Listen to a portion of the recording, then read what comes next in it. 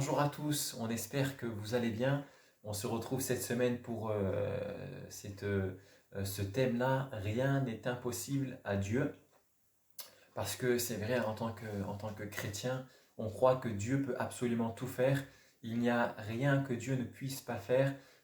Dieu ne se retrouve devant aucune impossibilité. Si dans la vie des hommes et dans la vie de chacun d'entre nous, il est vrai, on peut se retrouver si souvent de fois devant des situations qui nous semblent impossibles à surmonter, ce n'est absolument pas le cas pour Dieu. Dieu peut absolument tout faire. Et c'est vrai, la Bible déclare rien n'est impossible à Dieu. Et on va le voir dans quelques instants, dans quel contexte précisément on peut retrouver cette parole, puisque c'est vraiment intéressant. Mais avant d'aller plus loin, j'aimerais vous parler de quelque chose que je vois personnellement comme un miracle, puisque en fait, on va lire après un passage, on va parler du miracle de la Vierge Marie, entre autres, cette grossesse qui était si particulière, puis aussi la grossesse qu'a vécue Élisabeth, la mère de Jean-Baptiste, qui était aussi une grossesse vraiment très particulière. On va le voir, et c'est vrai, leur grossesse était vraiment miraculeuse. Mais je pense que toute grossesse, en fait, tout enfantement est vraiment un miracle de la part de Dieu, puisque quand on voit comment les choses se font, que nous, en tant qu'hommes, on n'a absolument rien à faire, juste à accompagner. Mais sinon, le principal du travail, c'est Dieu qui le fait en réalité. Et c'est pour ça que je vois ça vraiment comme un miracle. Au début, ça commence, c'est tout petit, ça mesure quelques millimètres seulement, c'est juste un petit point, et au fur et à mesure des semaines, ça grandit jusqu'à ce qu'on voit apparaître les bras, les jambes, la tête, jusqu'à ce qu'il puisse bouger lui-même, jusqu'à ce que le cœur aussi puisse battre, et puis jusqu'à ce moment-là où le bébé arrive. Et donc, je vois vraiment là le miracle de Dieu dans le simple fait des grossesses. Et on va lire dans l'évangile de Luc ensemble, si vous voulez bien, et ce passage où il est question, entre autres, de la Vierge Marie. On a tous entendu parler de cette histoire, cette femme qui a vécu cette grossesse que Dieu, en fait, lui a donnée par le Saint-Esprit. Et je pense qu'il est intéressant de savoir qu'est-ce que Dieu a dit exactement juste avant qu'elle tombe enceinte, puisque en fait, il est dit qu'un ange est venu rendre visite à Marie en lui disant qu'elle allait tomber enceinte. Et il est intéressant de voir qu'est-ce que l'ange a pu bien lui dire, quelle a été la réaction de Marie et comment tout cela s'est passé. Et pour cela, on peut lire dans la Bible, puisque tout cela nous est relaté précisément dans la Bible, dans l'évangile de Luc, au chapitre, euh, au chapitre 1er, Luc chapitre 1er, à partir du verset 26. Au 6e mois, l'ange Gabriel fut envoyé par Dieu dans une ville de Galilée, appelée Nazareth, auprès d'une vierge fiancée à un homme de la maison de David, nommé Joseph. Le nom de la vierge était Marie. L'ange entra chez elle et dit, « Je te salue, toi à qui une grâce a été faite, le Seigneur est avec toi. » Troublée par cette parole, Marie se demandait ce que pouvait signifier une telle salutation. L'ange lui dit, « Ne crains point, Marie, car tu as trouvé grâce devant Dieu. Et voici, tu deviendras enceinte, et tu enfanteras un fils, et tu lui donneras le nom de Jésus. Il sera grand et sera appelé le Fils du Très-Haut, et le Seigneur Dieu lui donnera le trône de David, son père. Il régnera sur la maison de Jacob éternellement, et son règne n'aura point de fin. » Donc le règne de Jésus. Marie dit à l'ange, « Comment cela se fera-t-il, puisque je ne connais point d'homme ?» L'ange lui répondit, « Le Saint-Esprit viendra sur toi, et la puissance du Très-Haut te couvrira de son ombre. C'est pourquoi le Saint-Enfant qui naîtra de toi sera appelé Fils de Dieu. Voici Élisabeth, ta parente, a conçu, elle aussi, un fils en sa vieillesse, et celle qui était appelée stérile est dans son 6e mois, car rien n'est impossible à Dieu. Marie dit, « Je suis la servante du Seigneur, qu'il me soit fait selon ta parole. » Et l'ange la quitta. Amen. Voilà donc un passage vraiment merveilleux que nous trouvons ici dans l'évangile de Luc, où l'ange vient et rencontre Marie en lui annonçant cette merveilleuse nouvelle qu'elle allait recevoir dans son sein Jésus, le Fils de Dieu, le Sauveur du monde, celui qui allait délivrer le peuple et le monde entier du péché, en tout cas tous ceux qui le voudront. Marie a reçu cette grâce si grande qu'on ne peut même pas mesurer par quoi que ce soit. Et Marie a reçu cette grâce de pouvoir porter en son sein le Fils de Dieu, Jésus-Christ. Et c'est un miracle tout simplement parce que cette femme Marie était vierge. D'ailleurs, elle le dit elle-même, comment cela se fera-t-il puisque je ne connais point d'homme. Et on sait tous que pour avoir un enfant, il faut qu'il y ait un homme, il faut qu'il y ait une femme et un rapport entre ces deux êtres-là, et ensuite peut venir l'enfant. Mais si il manque un des deux côtés, l'enfant ne pourra jamais venir. Humainement, c'est inconcevable, c'est impossible. C'est pour cela que Marie va parler de cette manière à cet ange. Mais comment cela va-t-il se faire puisque je ne connais point d'homme? Humainement, c'était tout à fait et totalement impossible. Mais voilà que l'ange va lui dire, le Saint-Esprit viendra sur toi, il te couvrira de son ombre, et la puissance du Très-Haut viendra et te visitera et te donnera ce bébé. Et en fait, la chose s'est faite par le Saint-Esprit. Marie n'a pas du tout connu d'homme, bien qu'elle était fiancée avec Joseph, mais il faut savoir que Joseph et Marie craignaient profondément Dieu, et ils ne voulaient pas désobéir à la loi de Dieu, ils ne voulaient pas connaître de rapport avant le mariage, et ils voulaient vraiment se garder purs. Donc, même s'ils étaient fiancés, ils n'avaient jamais eu de rapport. Et pourtant, Marie est tombée enceinte par le Saint-Esprit. Le Saint-Esprit est venu et il lui a donné le Fils de Dieu Jésus en son sein. Et c'est un miracle vraiment extraordinaire, un miracle très grand, un miracle qui ne s'est jamais vu avant ni jamais vu après, qu'on ne verra jamais plus tard. C'est le miracle de la Vierge Marie, comme on peut le dire. Marie qui n'a connu aucun homme, le Saint-Esprit est venu et elle est tombée enceinte vraiment par la puissance de Dieu. Et on voit juste après, l'ange s'adresse toujours à Marie et il lui dit, ta parente Élisabeth, il me semble que Élisabeth c'est la cousine de Marie, et il est dit que Élisabeth, dans sa vieillesse, est tombée enceinte et elle était stérile. Et là, on voit un autre miracle. C'est vrai, Élisabeth avait un mari qui se nomme Zacharie, et donc certainement qu'ils avaient des rapports. En tout cas, étant plus jeune, certainement. Mais même étant plus jeune, elle n'a jamais pu avoir d'enfant parce qu'elle était stérile.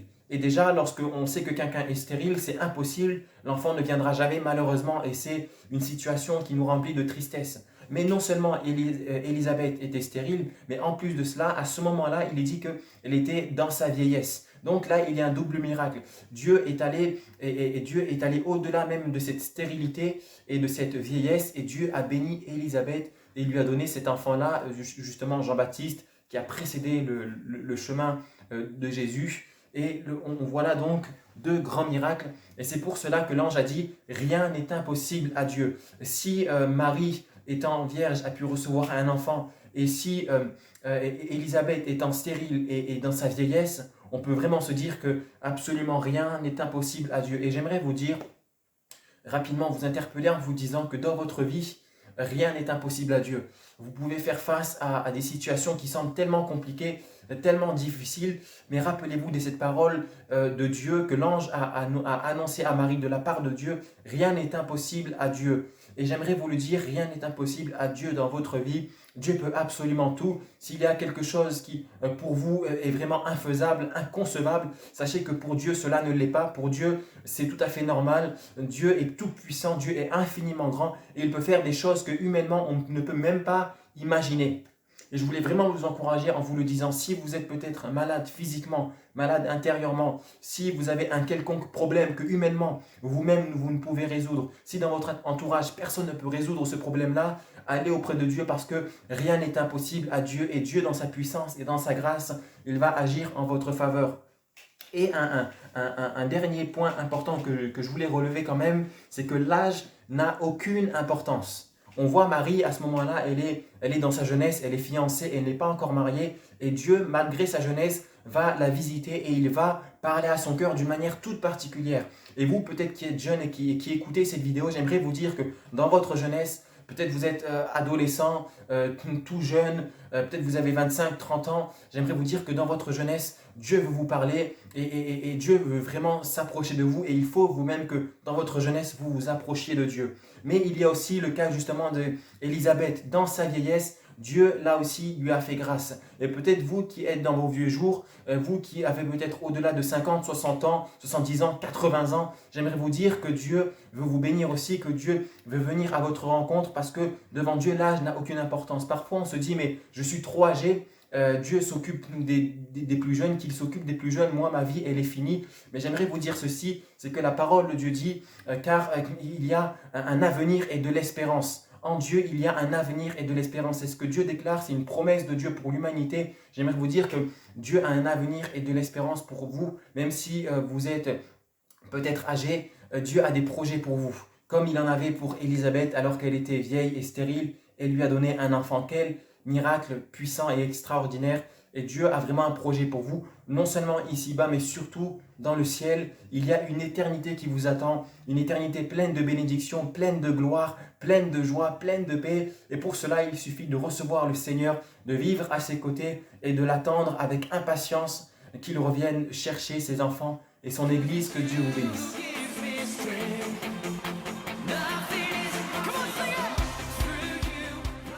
Hello tout le monde, donc du coup c'est encore mon tour de venir vous donner un témoignage par rapport à ce que Samuel a pu vous dire, que rien n'est impossible à Dieu. Et j'aimerais vous dire que c'est vrai, rien n'est impossible à Dieu, que ce soit dans les petites ou dans les grandes choses, Dieu est capable de toutes choses. Et je l'ai expérimenté tout au long de ma vie en fait. Et j'aimerais vous partager quelque chose qui m'a touchée tout particulièrement dans mon adolescence. On en revient toujours à ce niveau-là, mais c'est après mon baptême, donc en fait, si vous voulez, arrivé au collège, j'ai commencé à avoir des problèmes au niveau de mon dos, très douloureux, donc c'était pas une scoliose, le médecin, enfin, j'étais pas allée voir le médecin en réalité, mais je pense qu'à cause de ma petite taille et des cartables qui étaient bien trop lourds, qui sont bien trop lourds pour notre âge, j'ai développé des douleurs en fait au niveau du dos jusqu'au jour où j'avais mal tous les jours en fait au dos. Je rentrais à la maison, j'avais tout le temps mal.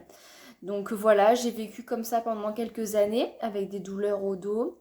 Ensuite, arrivé au lycée, ça s'est accentué. Donc j'essayais quand même d'avoir un sac un peu plus léger, mais j'avais toujours mal, malgré malgré le petit poids que je pouvais porter, j'avais toujours très très mal au dos. Les talons aussi, quand on commence à porter des talons, bah, du coup ça a accentué mon mal au dos.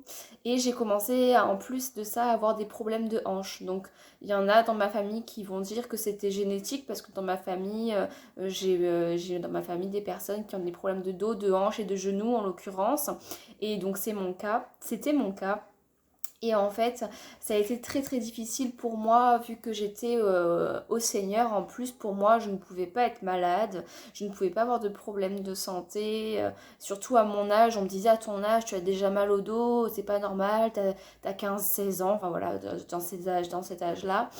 Et moi, bah, j'étais très très triste en fait à l'idée d'avoir des problèmes déjà à mon âge parce que je me disais qu'après, avec l'âge, bah, ça risque d'empirer.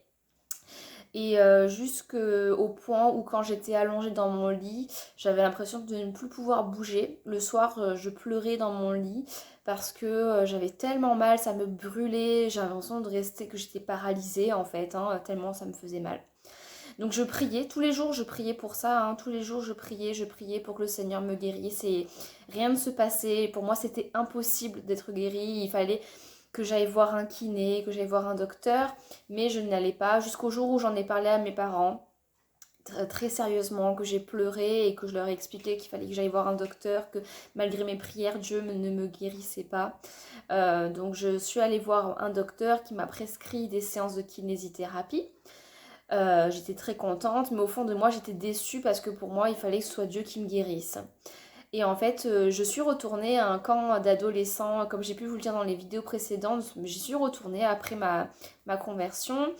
Et un soir, pendant une réunion, il y a eu beaucoup de guérisons miraculeuses et moi bah, j'étais toujours là avec mon mal au dos, j'étais malheureuse et j'ai fondu en larmes devant le Seigneur, devant tout le monde en réalité et j'ai vraiment pleuré et j'ai crié à Dieu en fait pour lui faire comprendre ma détresse, que j'étais vraiment souffrante et que je m'attendais à lui parce que j'avais d'autres problèmes de santé en plus de celui-ci. Mais ça c'est une autre histoire. Et en fait, cette nuit-là, je suis allée voir celle qui s'occupait de nous, la responsable qui s'occupait de mon groupe de jeunes filles, d'adolescentes, et on a prié ensemble, on a beaucoup discuté ensemble, elle m'a rassurée, vraiment ça m'a fait beaucoup de bien. Et ce soir-là, j'ai tellement explosé, j'ai tellement tout déversé que bah, je me suis endormie en paix très très bien. Et si vous voulez, le lendemain, en fait, il y a eu une parole de quelqu'un.